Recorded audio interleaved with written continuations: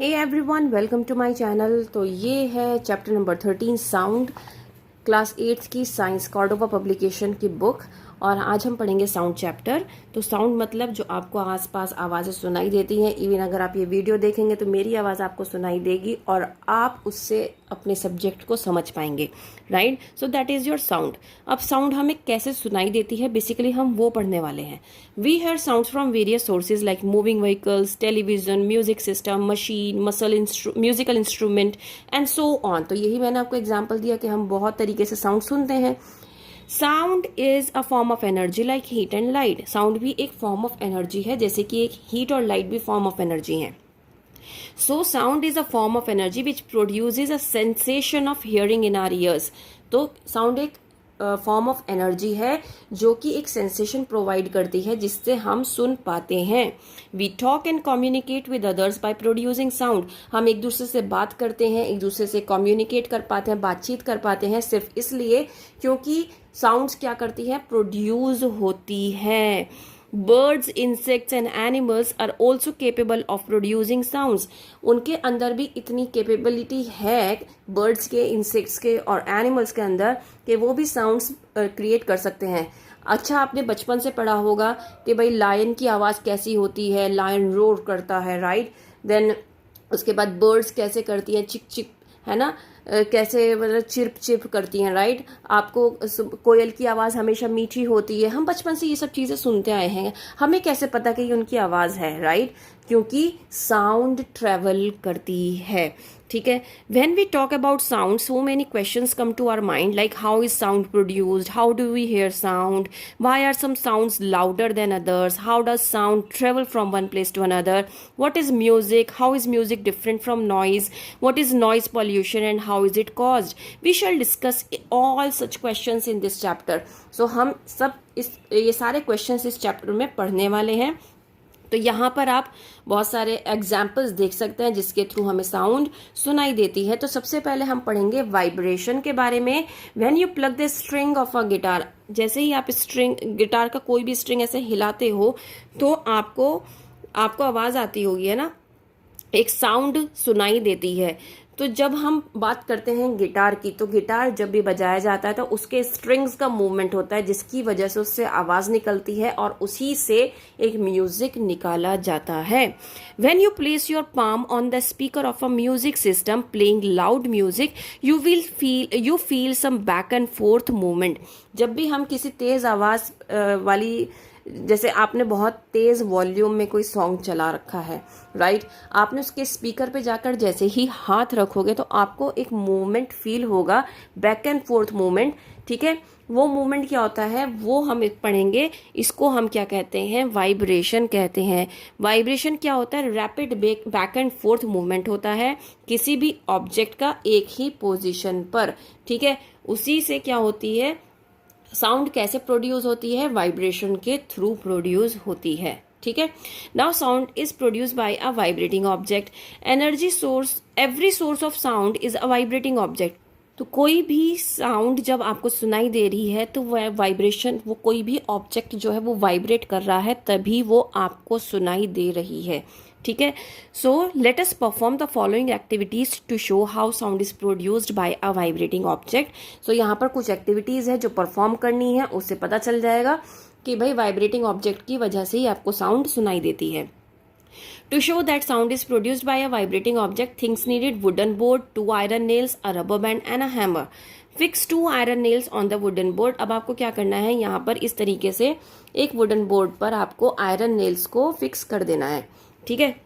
इसको ऐसे फिक्स करने के बाद आपको क्या करना है, रबर बैंड को टाई करना है। किस तरीके से टाई करना है कि वो इन दो एंड्स के साथ इस तरीके से लेकर निकालना है रबर बैंड को, ठीक है, आयरन नेल्स के बीच में से। और फिर उसको स्ट्रेच करना है। उसको क्या करना है, आपको स्ट्रेच करना है, फिर उसके बाद उसको छोड़ देना है। आप क्या फील करेंगे, आपको क्या समझ में आएगा कि आप जो रबर बैंड है ना वो वाइब्रेट करेगी और एक साउंड प्रोड्यूस करेगी। ऐसा करने से जब ये रबर बैंड साउंड प्रोड्यूस करेगी, दैट मीन्स वाइब्रेशन हो रही है तो साउंड भी प्रोड्यूस हो रही है। और जैसे ही आप उस रबर बैंड को अपने हाथ से रोक दोगे वाइब्रेट होने से, तो वो जो साउंड है ना वो भी रुक जाएगी। तो इससे आपको पता चलता है कि साउंड जो है वो वाइब्रेटिंग ऑब्जेक्ट से प्रोड्यूस होती है। Now tuning fork U shaped का सिंगल स्टील पीस होता है जिसके एक हैंडल भी होता है। ये आपने most of the time orthopaedics के पास देखा होगा, ठीक है। वो क्या करते हैं, अगर कोई चीज़ उन्हें चेक करनी होती है तो इसको मार के आपके घुटनों पे और वो करके वो चेक करते हैं। सो इनको tuning forks are called prongs and the handle is called stem. इस पार्ट को हम प्रॉन्ग बोलते हैं and that is known as stem. It is a convenient source of producing sound vibrations in a laboratory. और ये आप laboratory में भी आपके ये पाए जाते हैं, आप लैब में भी अपने देख सकते हो। वैसे मैंने डॉक्टर्स के पास देखा है, ठीक है। हमने अपने लैब में भी इसमें एक एक्टिविटी की थी जब हम स्कूल में थे। To show that a vibrating tuning fork produces sounds, make two small holes in the table tennis. Table tennis में आपको क्या करने हैं, 2 स्मॉल होल्स बनाने, टेबल टेनिस बॉल में होल्स बनाने हैं and pass a thread through it, suspended the table tennis ball with the thread tight to the stand. इस तरीके से इसको लटकाना है, ठीक है। अब क्या करना है, strike a tuning fork hard against a rubber band, it produces sound, bring one of the prongs of the vibrating tuning fork near the ball. On touching the prong of the tuning fork, the ball starts vibrating to and fro. This shows that the tuning fork is vibrating, which makes the ball vibrate. Basically क्या है, जब आप इसको touch मतलब इससे tuning Fock से आप इसको बॉल को मारोगे तो यहाँ पर भी एक वाइब्रेशन क्रिएट होगा, और वाइब्रेशन क्रिएट होने के बाद ऑब्वियस सी बात है यहाँ पर साउंड क्रिएट होगी। तो आपको पता चल जाएगा कि भाई इससे भी वाइब्रेशन क्रिएट होता है और एक साउंड भी प्रोड्यूस होती है। नाउ हाउ साउंड ट्रेवल्स, किस तरीके से ट्रेवल करती है। हमने अभी तक ये पढ़ा कि साउंड, पहले ऑब्जेक्ट जो वाइब्रेट हो रहा है उससे साउंड निकलती है वाइब्रेशन की वजह से, और फिर वो क्या करती है, ट्रेवल करती है। सो the vibrating object produces sound in the form of energy. अब जो वाइब्रेटिंग ऑब्जेक्ट है वो किस तरीके से साउंड निकाल रहा है, in the form of energy. So the vibrating object transfers this energy to the air molecules close to it. अब वो क्या करता है, ये जो वाइब्रेटिंग ऑब्जेक्ट होता है ये अपनी एनर्जी को ट्रांसफर करता है किसको, एयर मॉलिक्यूल्स को जो उसके पास होते हैं। और ये जो एयर मॉलिक्यूल्स है ये बैक एंड फोर्थ मूवमेंट करना स्टार्ट कर देते हैं एक ही फ्रीक्वेंसी के साथ। तो ये जो वाइब्रेटिंग एयर मॉलिक्यूल्स है ना, ये अपनी वाइब्रेशंस एक दूसरे के मॉलिक्यूल्स को पास ऑन करते रहते हैं, जिसकी वजह से जो उसके चारों तरफ जो मॉलिक्यूल्स होते हैं एयर में वो एक साउंड प्रोड्यूस करती है और वो हमें सुनाई देती है, ठीक है। तो हमारे ईयर ड्रम तक कैसे आवाज़ पहुंचती है अब आपको पता चल गया, क्योंकि हमारे एयर में बहुत सारे मॉलिक्यूल्स होते हैं, ठीक है। तो वो इतनी फास्टर मूवमेंट होता है, वाइब्रेशन इतना फास्ट होता है कि वो ट्रांसफर होता रहता है एक मॉलिक्यूल से दूसरे मॉलिक्यूल में, जिसकी वजह से क्या होता है, अल्टीमेटली वो हमारे ईयर ड्रम तक वो आवाज़ें पहुंच जाती हैं। Sound needs a medium to travel. The substance of or matter through which sound is transmitted is called a medium. कोई भी ऐसा substance या matter जिसके थ्रू साउंड हम तक सुनाई देती है, ट्रांसमिट की जाती है, वो उसको हम कहते हैं मीडियम। वो मीडियम आपका सॉलिड भी हो सकता है, लिक्विड भी हो सकता है, गैस भी हो सकता है। जैसे कि अगर आपके स्कूल की बेल बजती है तो बेल वाइब्रेट करती है और एक साउंड प्रोड्यूस करती है। सो साउंड ट्रेवल किसके थ्रू ट्रेवल कर रही है, एयर के थ्रू, और उस तरीके से हमारे कानों तक पहुंच रही है। जैसे मैंने अभी आपको समझाया कि वो जो मॉलिक्यूल्स हैं एयर में प्रेजेंट वो ट्रांसफर हो रही है एक मॉलिक्यूल से दूसरे मॉलिक्यूल से, वाइब्रेशन ट्रांसफर हो रही है, जिसकी वजह से हम उस साउंड को सुन पा रहे हैं, ठीक है। सो यहाँ पर भी उन्होंने एक एक्टिविटी परफॉर्म की है अलार्म क्लॉक की, ठीक है। सो ये एक्टिविटी आप खुद से पढ़िएगा, आप देखिएगा कि जब आप इससे कान लगा के बैठेंगे ना टेबल से और यहाँ पर अलार्म क्लॉक बज रहा होगा तो आपको एक वाइब्रेशन सुनाई देगा।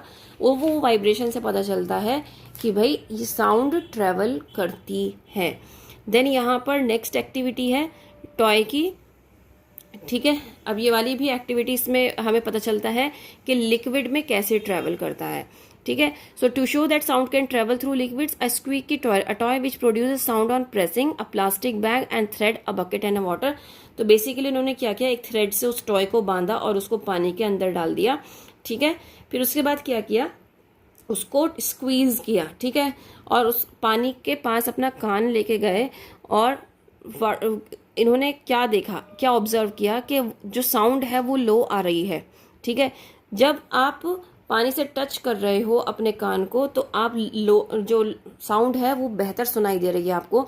लेकिन जब आप पानी में ऐसे ही हाथ दे रखे और सीधे खड़े हो और उसको आप स्क्वीज कर रहे हो उस टॉय को, तो उसकी जो आवाज़ है वो आपको बहुत ज़्यादा सुनाई नहीं देगी।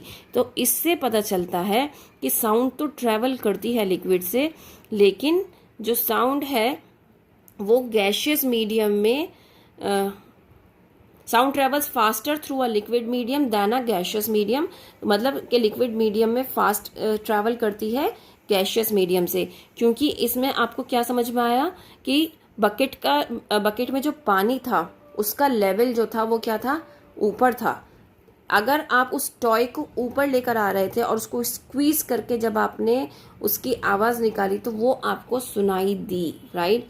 और जब आपने इसको डाल दिया तो दैट मीन्स कि साउंड जो है वो ट्रैवल करती है थ्रू लिक्विड्स, ठीक है। Now sound requires a medium to travel. Obvious सी बात है, कोई ना कोई तो मीडियम उसको चाहिए, है ना। जैसे कि हमने अभी एग्जाम्पल पढ़ा था बेल का, देन अभी हमने यहाँ पर लिक्विड वाला भी एग्जाम्पल पढ़ा, तो ये भी तो एक मीडियम ही हुआ, है ना। तो यहाँ पर भी आपको एक इन्होंने एक्टिविटी प्रोवाइड की हुई है।